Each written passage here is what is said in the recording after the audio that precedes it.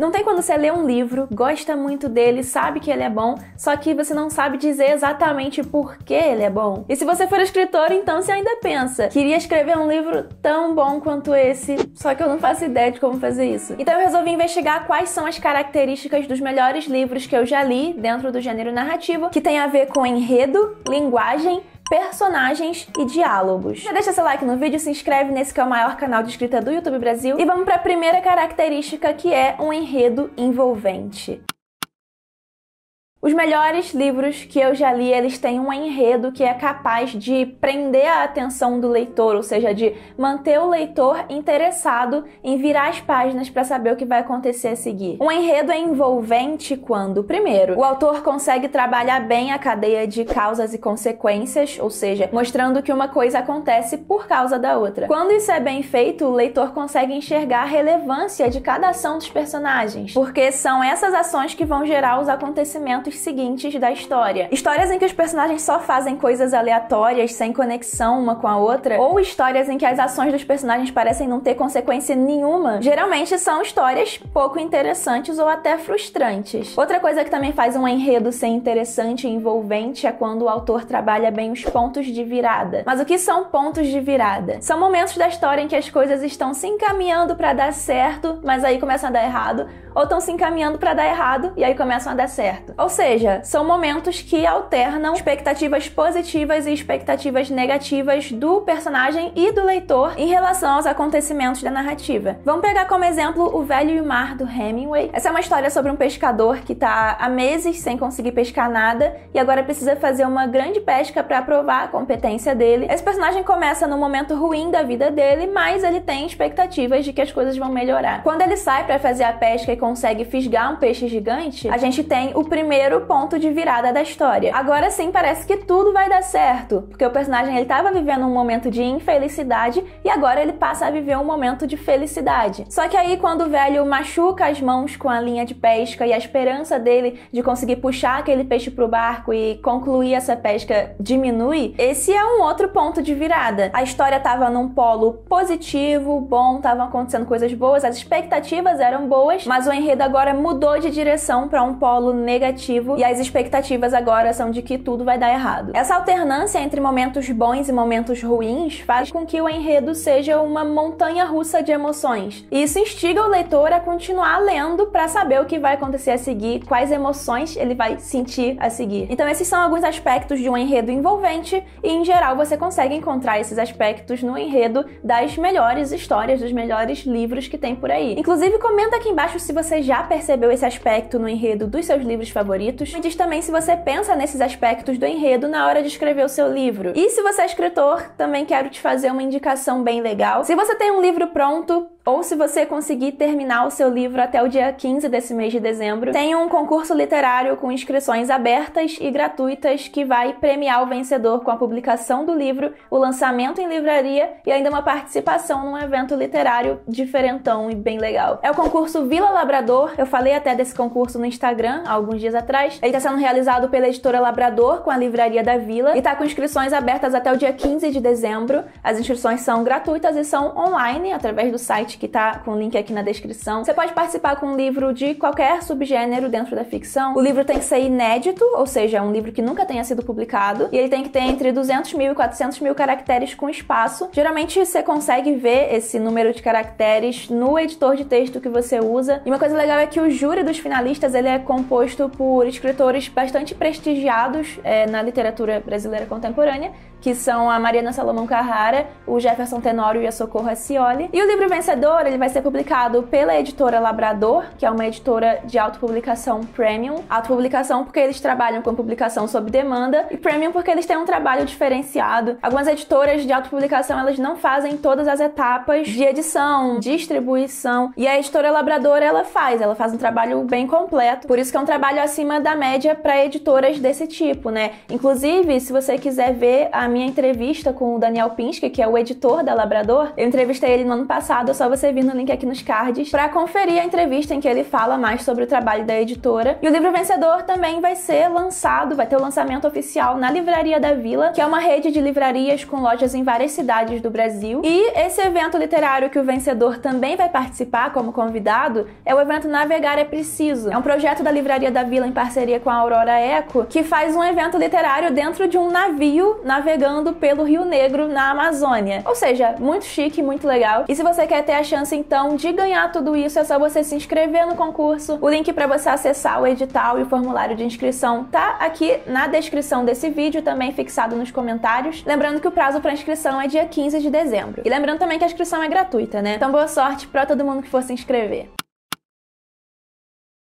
A segunda característica de livros bons é uma linguagem bem trabalhada esteticamente. Às vezes a gente pode pensar que a linguagem ela é só um veículo, só um suporte para a história que está sendo contada. Só que, na verdade, na literatura, a linguagem ela é tão importante ou até mais importante do que a história. Porque o modo como a história é contada vai ser muito importante para gerar emoções no leitor. Por exemplo, um acontecimento triste, uma cena triste, ela só vai gerar no leitor essa sensação de tristeza que os personagens estão sentindo se o autor usar um vocabulário, usar metáforas, usar as descrições, enfim, usar toda a linguagem em prol desse sentimento de tristeza, desse tom de tristeza. Então a linguagem literária, ao contrário da linguagem cotidiana, ela não simplesmente diz as coisas, ela diz as coisas gerando emoção, ela diz as coisas de um modo especial, todo trabalhado para gerar essas emoções. Por exemplo, na linguagem cotidiana, pode ser que o melhor jeito de você informar, de você comunicar que uma pessoa está com medo, seja dizendo ela está com medo. Mas na linguagem literária, pode ser que o melhor jeito de dizer que uma pessoa está com medo seja o jeito escolhido pela Conceição Evaristo no conto A Gente Combinamos de Não Morrer, que faz parte desse livro Olhos d'Água. Não sei por que o medo, pensou Bica. Se ao menos o medo me fizesse recuar, pelo contrário, avanço mais e mais na mesma proporção desse medo.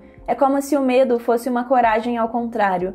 Medo, coragem, medo, coragem, medo, coragem, medo de dor e pânico. A festa está se dando, balas enfeitam o coração da noite. Não gosto de filmes da TV. Morre e mata de mentira. Aqui não. Às vezes a morte é leve como a poeira e a vida se confunde com um pó branco qualquer. E por que afinal esse texto da Conceição Evaristo tem mais chance de despertar emoções e reflexões do que uma simples frase, ela está com medo? Por causa de uma coisa que a Noemi Jaffe, no livro Escrita em Movimento, vai chamar de espanto. Na literatura, uma das sensações mais prazerosas e necessárias é a sensação inaugural, em que o leitor sente que está diante de alguma coisa pela primeira vez. Como uma criança que descobre algo com que nunca antes teve contato, o ato inaugural é motivo de espanto, um dos efeitos mais importantes para quem trabalha com arte, e aqui especificamente com a escrita. O espanto, ou tauma em grego, é um dos motores da filosofia e da arte. É o espanto diante de algo que desperta o desejo de conhecer, descobrir, inventar e imaginar o que não existe.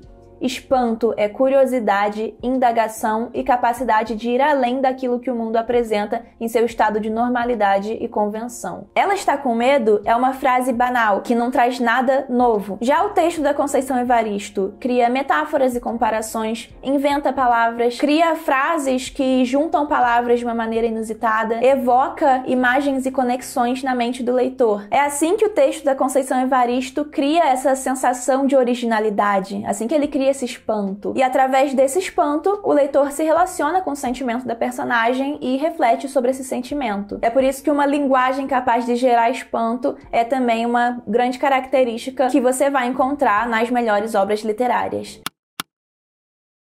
Personagens bem construídos também estão nas melhores obras literárias. Os personagens, eles são super importantes, talvez os elementos mais importantes de todos, para que o leitor se conecte emocionalmente com a história e com os temas abordados no livro. As motivações, as falhas e as transformações dos personagens, principalmente do protagonista, que é o personagem principal de uma história, são o que impulsiona o enredo e o que dá profundidade para a narrativa. Um personagem complexo, então, é aquele que apresenta múltiplas facetas, múltiplas camadas de personalidade, vamos dizer assim, que refletem a complexidade da condição humana. Então, enquanto um personagem unidimensional, um personagem plano, ele se resume a uma característica ou um único papel narrativo, o personagem complexo, por outro lado, ele vai ter muito mais profundidade a ser investigada, interpretada, explorada na leitura. E é claro que numa narrativa você vai ter, sim, personagens unidimensionais, né? Mas eles vão ser geralmente os personagens secundários, os personagens de menor importância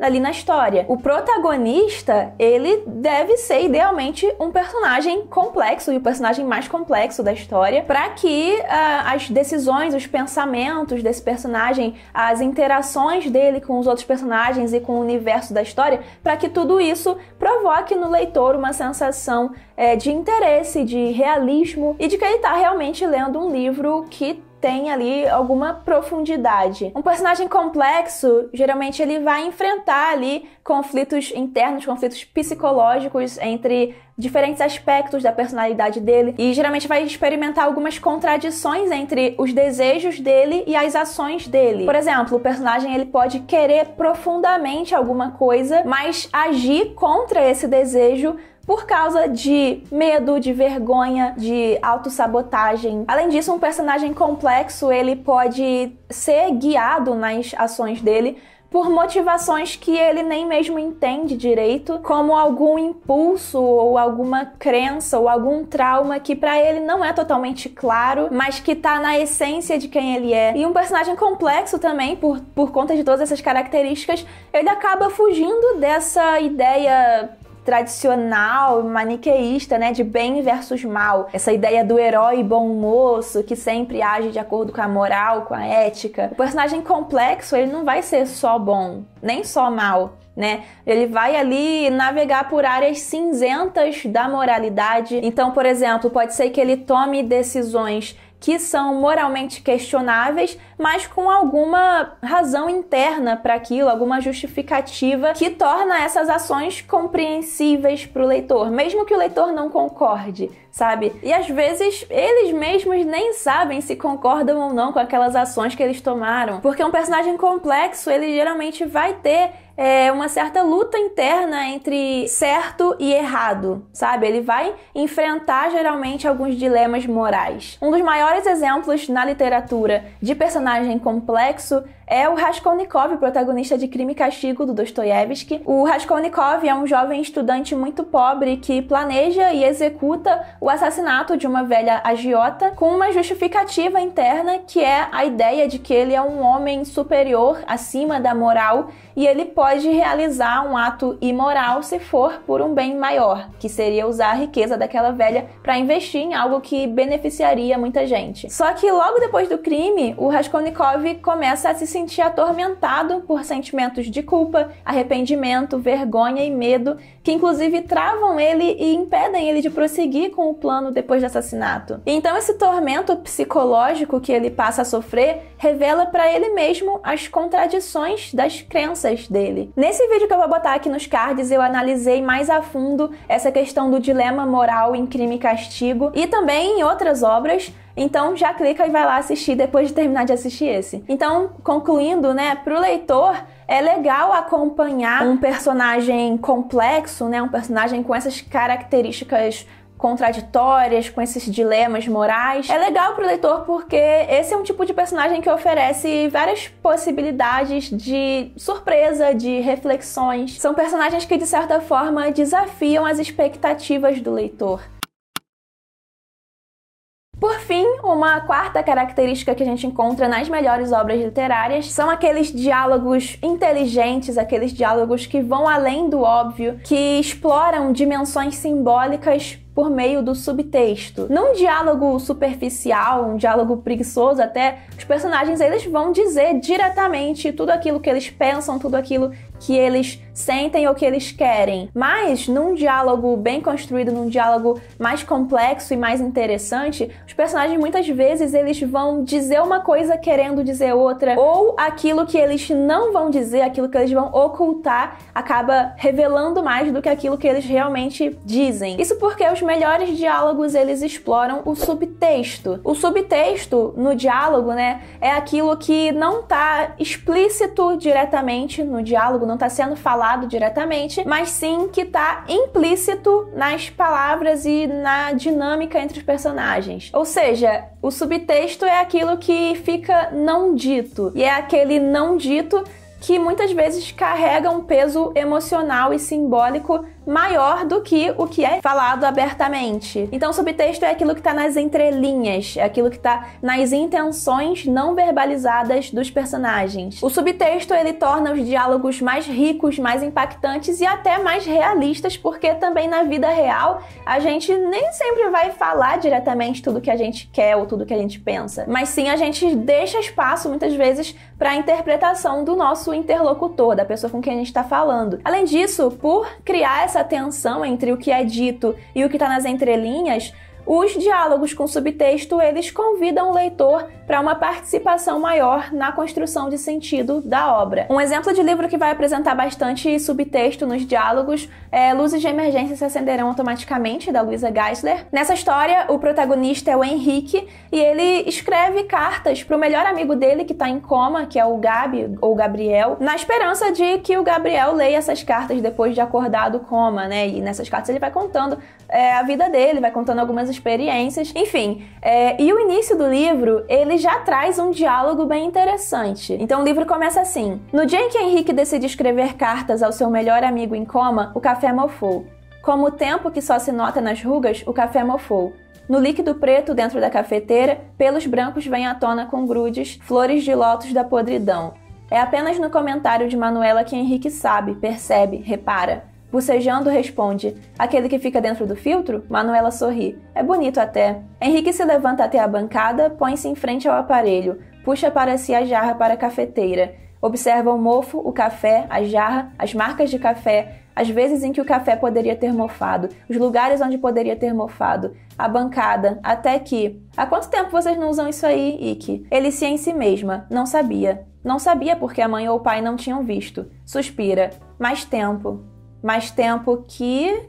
Henrique olha a penugem dos mofos no café. Ike, diz Manuela. Acho que passei café quando fui visitar o Gabi no aniversário dele. Em novembro? É, ele diz. O Henrique, em nenhum momento ele fala abertamente, ele não fala explicitamente sobre o coma do Gabriel ou como ele se sente com o fato do melhor amigo dele estar em coma. Mas ele revela que a última vez que ele tomou café foi no aniversário do Gabriel, antes do Gabriel entrar em coma. Então a gente imagina se talvez o fato dele não tomar café desde então seja porque o café faz ele lembrar do Gabi e isso traz sentimentos ruins pra ele. E a gente também imagina se talvez o fato dele ter começado a escrever as cartas pro Gabi nesse dia em que a Manuela fala pra ele que o café tá mofado, se talvez isso também não seja porque o café faz ele lembrar do Gabi, né? O café mofado faz ele voltar a pensar bastante no Gabi depois de tanto tempo. Então essas são coisas sobre a narrativa que a gente pode interpretar a partir desse subtexto, a partir dessas entrelinhas que são apresentadas pelo diálogo. Então, um enredo envolvente, uma linguagem capaz de gerar espanto, personagens complexos e diálogo com subtexto são essas as 4 características que, do meu ponto de vista, estão presentes nas melhores obras literárias. E agora comenta aqui embaixo, pra você, quais são as principais características que fazem um livro ser bom. E se você gostou do vídeo, deixa um like, se inscreve nesse que é o maior canal de escrita do Brasil, considere se tornar membro do canal pra apoiar meu trabalho e ganhar benefícios exclusivos. Compartilha o vídeo também com outras pessoas que você acha que podem se interessar. E não se esqueça de conferir esse concurso literário da Editora Labrador com a Livraria da Vila, que tá bem legal e vale super a pena. E é isso, até a próxima!